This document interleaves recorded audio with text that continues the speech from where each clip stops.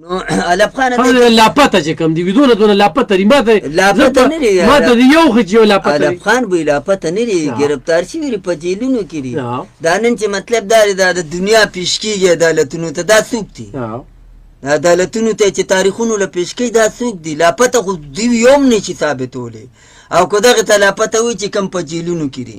دا خو چې دوی په های کورټ کې یا په سپریم کورټ کې رټو کې چې زمونږ دا نه کسان لاپته دي اول ته ورته مطلب دا چې سرکار په جج په ټیبل کې چې دا نه اریپور جیل کې دا نه اډیاله کې دا نه مطلب دا د پنډای په جیل کې دا نه د لاهور په جیل کې نو بیا به دوی ته پته ولګي چېرې دا خو لاپته نه لاپته خو د سره نشته ها توپان صاحب دا تو چې بیا راځي او استقبال یې کوي او بیا په سیم خوست کې ودرېږي په دغه چمنونو کې او وایي چې یاره دې نه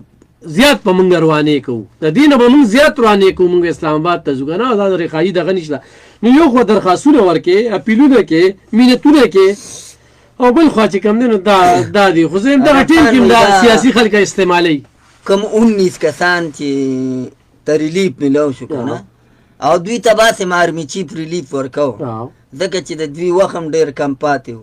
او دا هغه 2 سال قید والو نو په 2 سال کې دوی سره پاسه 19 میاشتې یا څه کم 20 میاشتې دا تېرې کړي دي که نه 4 میاشتې څه کم 4 میاشتې یې پاتې او د دوی باقاعده هغه رحم درخواستونه هغه پیلونه هغه میډیا ته راغلي دي دا نه چې اسټابلیشمنټ د ځانه وایي او نه د ملیټري کوډ دا پالیسي ده نه د آرمي چیف یا مطلب دا چې د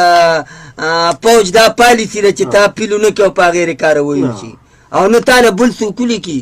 په خپله مطلب دا ستا طرف نه به وي ستا په دستخط وي ګواهان به پې وي نو په هغې باندې هغوی خو ډېر صفا کار دی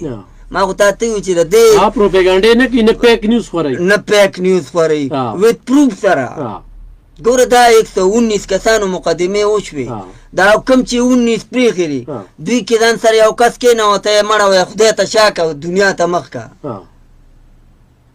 چې څه دي حقیقت څو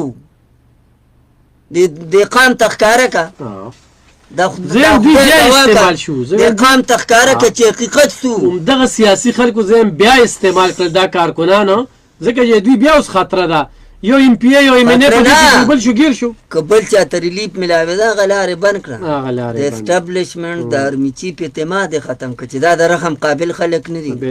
د دې اپیل منظورول د دې اهل خلک نه دي ځکه چې په دې کې خو ډېر داسې خلک لکه څنګه چې ته ووې چې مزدور و یا دغلته روزګار کو نو علب خان وایي چې دې لګېدلې دی که نه نو دې خامخا دې شیله ته یا په لار ته یا په مظاهره کې د ګډون کړی دی دې کې نور انپیرې هم روانې دي که ستا خیال کړي یو ویډیو وه چې علي امین او بشرا بیبي چې راتله نو خپل د پي ټي آی ورکرانو د دوی ګاډي توړ پوړ او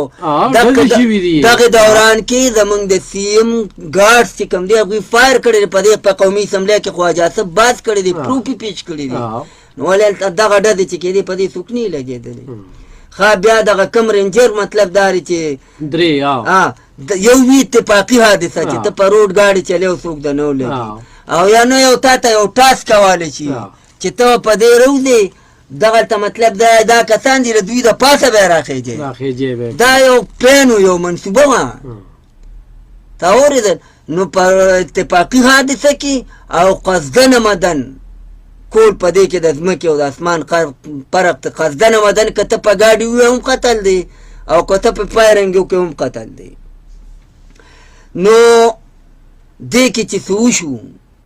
دا اوس مطلب دا د پاکستان د ادارو خو اداره چې خصوصا دغه یوه کمدن هغوی سره خو هلته دې خوا پکې د سپریم کورټ مسلې دي نن هم په سپریم کورټ کې د ملیټري ټرایل حوالې سره چې کوم دی نو کیس روان دی حالان کې په هغې وخت کې چا دا تپوس نه کوو ښه ته بیا پکې په بل اړخ بین الاقوامي سطح باندې وګوره آپیا صدیقي په کوم ځای کې را په کوم ملک کې را امریکا کې را 86 سال قید ده ولې دغلته انساني حقوق نشته ښه دا فلسطین سره لبنان سره لیبیا سره مصر سره ایران سره شام سره داسې ډېر اسلامي افغانستان سره چې سوچو دغلته انساني حقوق نو د انساني حقوق صرف او صرف د عمران خان دي چې نن سبا مطلب دا امریکا خبره کوي یا برطانیه خبره کوي یا یورپی یونین خبره کوي، نو دا یورپی یونین یا دا برطانیه یا امریکا چې اوس د ملیټري کوډ خبره کوي چې دلته د انصاف توقع نشته، نو ته خبرې چې شته که نشته، ته خو څه پروف ثابت که که نه. خو د عمران خان په دور کې د دا ولې نه وي چې 3 کسانو ته پکې سزای موت هم او دغه شوی دی. غالبا د ده په دور کې 41 کسانو ته سزا ملو شوې ده که نه، 14 سال پکې شته، 10 سال پکې شته، خو سزای موت پکې هم د 3 شته. نو دغې وخت کې ولې نه